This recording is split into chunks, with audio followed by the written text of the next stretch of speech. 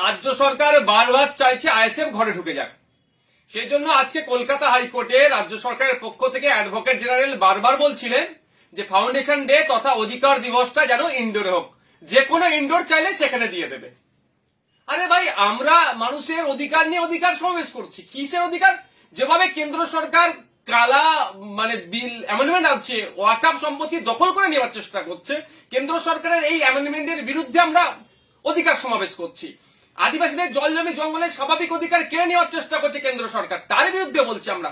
নিত্য প্রয়োজনীয় জিনিসের দাম বেড়ে যাচ্ছে, সেইগুলোকে কমানোর কথার জন্য অধিকার সমাবেশ ছিল।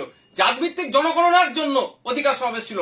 যেভাবে বিভিন্ন রাজ্যে মুসলমান হওয়ার জন্য, দলিত হওয়ার জন্য, আদিবাসী হওয়ার জন্য পিটিয়ে মেরে দিচ্ছে, তার বিরুদ্ধে, মহিলাদের উপরে যে অত্যাচার চলছে তার বিরুদ্ধে আমরা এখানে সেগুলো বন্ধের জন্য অধিকার সমাবেশ ডেকেছিলাম।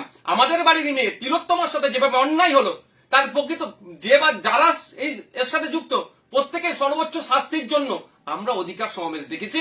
আমরা মাদ্রাসা সহ শিক্ষা প্রতিষ্ঠানে শিক্ষক নাই, শিক্ষক শূন্য অবস্থা শিক্ষা প্রতিষ্ঠানগুলো চলছে, ফলে বুনিয়াদী শিক্ষা ধ্বংস হয়ে যাচ্ছে।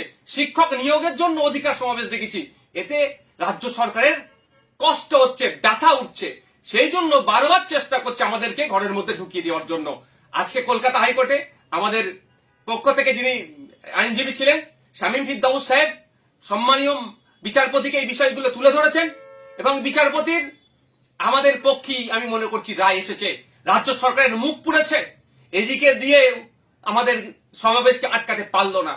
আমাদের ওখানেই শহীদ মিনার চত্বরে বেলা 12টা থেকে আগামীকাল সমাবেশ হচ্ছে, সেটা কলকাতা হাইকোর্টের রায়কে মান্যতা দিয়ে আমরা করব।